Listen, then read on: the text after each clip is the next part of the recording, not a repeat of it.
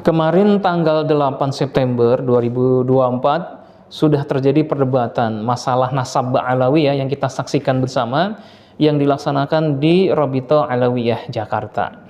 Namun ada satu yang tersisa dan ini menghebohkan jagat keilmuan para ulama dan asatizah di Nusantara, yaitu pernyataan yang sangat-sangat berani dari Guru Gembul yang menyatakan bahwa ilmu nasab, bahkan ilmu akidah itu tidak ilmiah.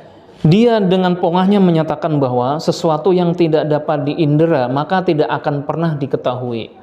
Kepercayaan terhadap perkara gaib itu bukanlah suatu ilmu. Sebenarnya bukan kali ini saja Guru Gembul melontarkan pernyataan-pernyataan yang kontroversial, karena dari awal munculnya kontroversi tentang perdebatan nasab Alawi ini, Guru Gembul sudah berpolemik di channelnya untuk menggiring opini masyarakat bahwa nasab Alawi itu batal. Saya ingin mengingatkan kepada kita semua tentang satu prinsip yang harus menjadi pedoman bagi seorang ilmuwan, yakni prinsip skeptisism, yaitu prinsip yang membuat seseorang harus menahan diri ketika ia akan membuat klaim kebenaran.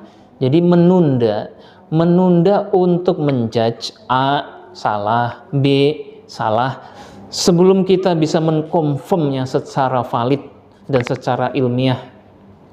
Skeptisisme itu juga berbicara tentang keraguan terhadap sesuatu, ya. Jadi ketika ada perdebatan kemarin misalnya tentang nasab Alawi, tentu ada dua pihak yang pro dan kontra, dan kita jangan langsung secara mudah berpihak pada salah satunya, karena ini perdebatan tidak main-main.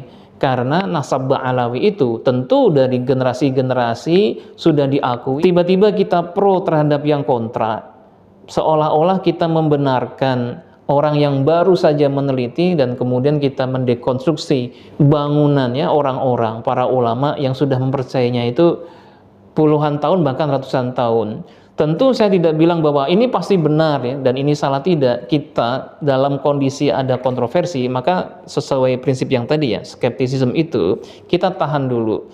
Biarkan pihak yang berkonflik itu selesai bertarung, ya mungkin setahun, 2 tahun, 5 tahun, nanti akan jelas mana yang benar, baru kita bersikap. Jadi kebenaran itu ada kalanya tidak harus hari ini langsung dinyatakan benar, ya. Perlu waktu, ya. Tidak setiap pertanyaan itu harus dijawab hari ini, ya. Kadang kita harus bersabar. Kadang jawabannya adalah waktu.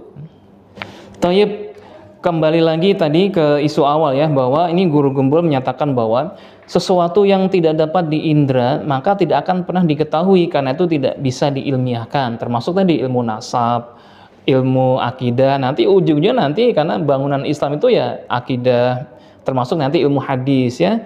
Nah, sebenarnya sudah dijelaskan secara gamblang bahwa Islam itu berbeda dengan keilmuan barat. Islam itu mengenal 3 sumber ilmiah, ya. Yang pertama al-hawas as-salim, yakni indra yang salim, yang sehat, ya. Dengan indra itu kita bisa melihat, meneliti, observasi, percobaan dan lain sebagainya. Itu ini diterima oleh Islam dan juga oleh Barat. Yang kedua, ini yang tidak diterima oleh Barat, yaitu khabar shadiq, ya. Khabar atau kabar, info yang shadiq, yang benar, yang hak, sehingga dapat dipertanggungjawabkan kebenaran dan validitasnya. Khabar shadiq ini, ya, jadi berita yang benar itu tentu digunakan dalam ilmu sanad, termasuk bagaimana kita mendalami ilmu hadis, ya. Ada sanad yang bersambung dari generasi masa Imam Bukhari, Imam Muslim sampai ke atasnya generasi tabi'ut tabi'in sampai ke sahabat dan Nabi Muhammad. Karena itu di Islam dikenal istilah mutawatir, itu kabar atau berita yang benar yang diriwayatkan oleh banyak orang yang jujur, yang valid, tidak hanya 1 atau 2 orang yang bisa diragukan karena menjadi kebenaran umum dan itu diterima. Namun kabar shadiq ini, ya, itu ditolak oleh para sarjana barat atau para orientalis, ya, karena dianggap bahwa kabar shadiq ini tidak otentik karena memang sumber pengetahuan mereka, dasar epistemologi barat itu bersumber dari panca indera dan akal semata. Dan tentu perbedaan epistemologi ini menghasilkan bahwa Barat ya tentu tidak mengakui sumber-sumber yang kita bilang sebagai gaib itu sebagai hal yang ilmiah. Nah, di dalam Islam, khabar shadiq ya, berita yang benar, yang valid itu kita terima.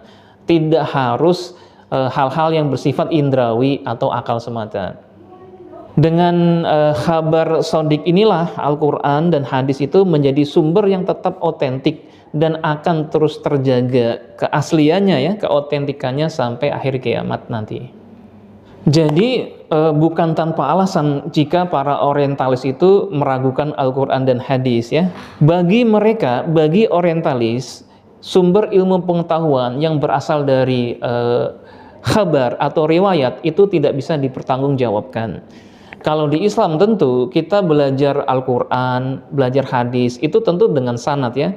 Kalau kita ingin bacaan kita, makharijul huruf kita, sifat huruf kita ya, qiraah kita sesuai yang dibaca oleh Rasulullah, tentu kita akan belajar pada seorang syekh yang syekh ini punya sanad dari syekh ini, kemudian gurunya lagi, gurunya terus bersambung sampai generasi tabi'ut tabi'in, sahabat dan sampai Rasulullah, dan ini berterima dalam hasanah keilmuan Islam. Ini contoh orientalis ya yang tidak percaya bahwa Al-Quran, hadis yang standar keilmiahannya itu dengan khabar shadiq atau riwayat yang mutawatir ya dari generasi ke generasi sampai ke Rasulullah. Arthur Jeffrey.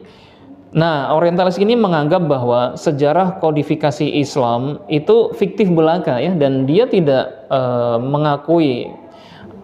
Jadi dia sangat meragukan keabsahan mushaf Utsmani yang sekarang kita pakai di seluruh dunia Islam.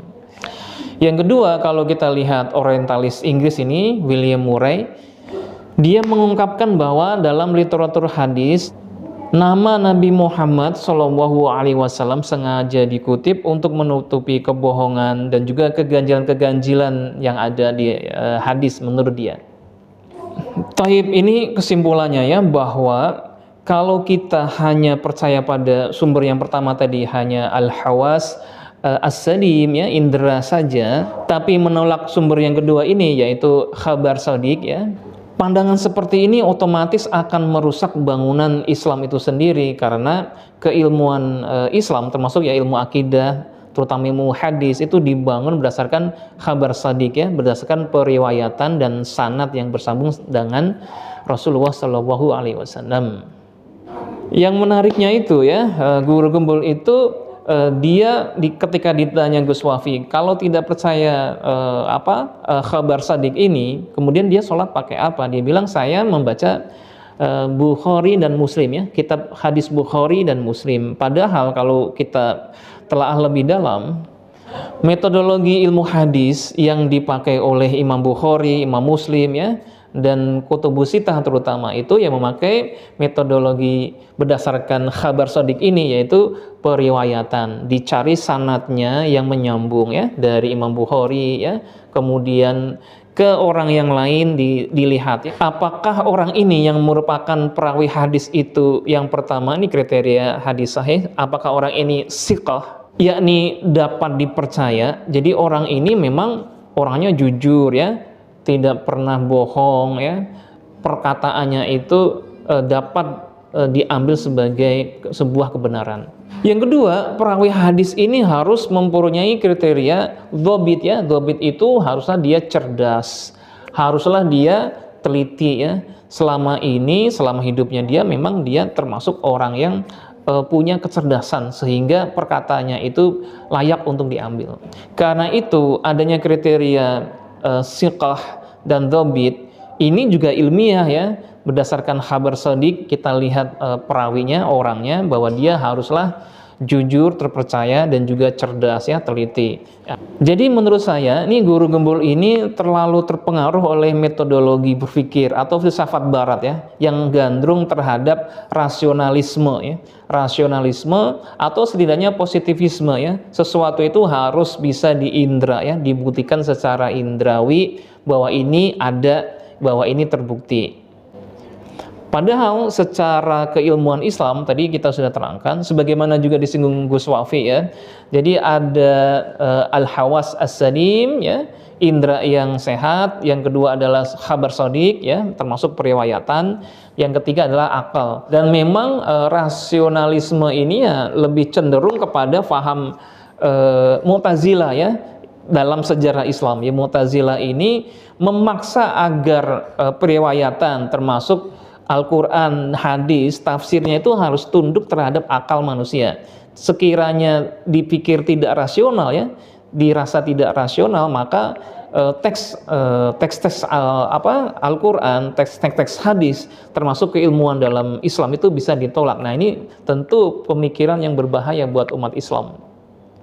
Oleh karena itu, kita kalau ingin belajar tentang Islam, mendalami Islam, kemudian bisa berbicara tentang Islam, tentulah harus belajar dari sumber yang benar dengan metodologi yang benar. Tidak bisa kita ingin expert dalam Islam, belajar sesuka kita ya, dari Google, dari baca website sini situ, terus kita bisa bicara apa saja keluar. Ini juga peringatan buat teman-teman yang mungkin sudah terlanjur terkenal ya, terlanjur banyak followersnya, kemudian bisa bicara apa saja, dan akhirnya kasihan masyarakat, bukannya tercerahkan malah terburamkan ya. Dan ini nasihat dari ulama besar Abdullah ibn Mubarak yang harus kita camkan.